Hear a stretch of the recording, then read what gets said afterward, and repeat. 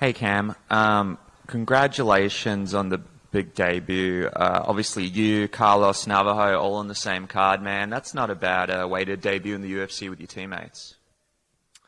Yeah, it's how I would want to do it, for sure. I would like to do it like this. You know, we have a big team rolling in where it feels like the pressure in fight week is you're a little bit more distracted with the teammates in a good way. There's good banter. There's a lot happening, and we just we don't just go up and sit in the hotel room and think about eating food. You know, we get out and we do some team walks, and we get out into the park and in the sun, and it's been really nice. CKB is one of the most dominant teams in MMA worldwide, and obviously now you're making your debut, and there's constantly people in the rankings. You know, obviously Navajo, Carlos, of course, in the main event, many others, former champions too. What do you think is the secret to the success that you guys have had, and the reason behind you guys being able to constantly bring in new fighters into various divisions, more so than anybody really can anywhere else worldwide? We just love it. We just love the sport. Everyone's there because they love the sport.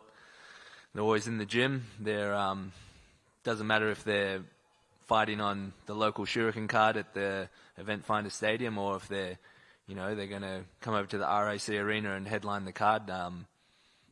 Everyone has the same work ethic in the gym, and we all love it. For yourself personally, it's been a bit of a journey to get here.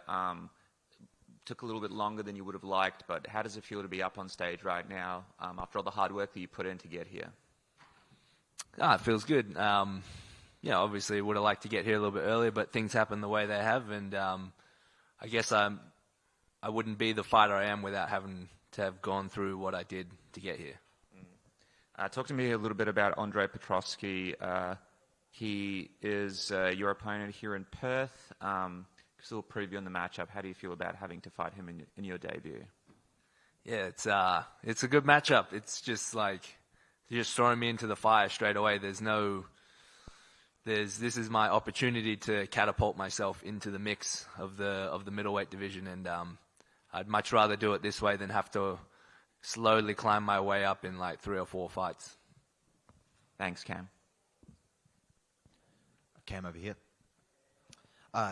You mentioned there, about the path to get here, and the UFC is such a, it's the top of everyone's list to go to. Now that you are here, is it everything you thought it would be? How is like the first fight week compared to what you would expect it to be?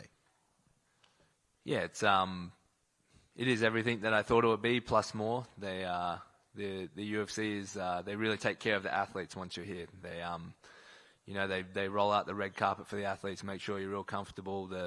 They get everyone over from the PI to take care of us, and anything you need, you can basically ask for it, and you'll have it in about a minute.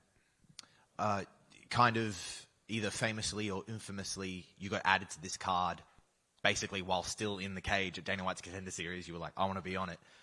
Obviously, we're here now. We know it worked out. At the time, did you think you were going to get a yes? At the time, no. I honestly didn't think I was going to get it, but I knew if I went over there and I called for the shot, that would just put me in the good book straight away. What is that feeling like when you've accomplished the goal, you've got the UFC contract, but you've already been told this is your next fight, you need to go straight back into camp, you need to get ready? What is that moment like? That's a good moment. I felt like the coals were still hot and I was still ready to cook, so I wanted to get another fight. I was still ready to go, and I'm glad that I got it, because who knows, I would have just gone back and eaten potato chips and gotten fat, but I would much rather put that 9-10 week camp to use and roll straight through to the next one. Your opponent has an even split of KOs and subs. You're a man who came from a striking background, but you do like the grapple as well. What do you kind of make of the matchup? How do you kind of see it playing out? I will just compare it to a similar fight that happened about a year ago in this exact city. It was in the same arena. It was Mr. Dan Hooker versus Mateus Gamrot. So I see it playing out similarly to that. Awesome, Cam. Thank you very much. Hey, Cam. Jumping off, going back-to-back fights. That's 2 back-to-back camps. That's a lot of hard work. How much are you looking forward to having some genuine downtime after this? Ooh. Or is that too much of a distraction? I don't look past the fight. When I left my house to come to fight week, I packed everything up like I was going to be shipped off to the morgue. I had everything in line and had my will written. So I don't think about anything past the fight. And in your interviews leading up to this fight, you've been saying you want a barn burner and you want to win by split decision, get the crowd going. Does that mean you'll be disappointed if you get a first-round finish? I won't be disappointed, but I think I'll be more disappointed in the fact that I didn't predict it correctly. And have you prepared a Chael Sonnen speech if you win?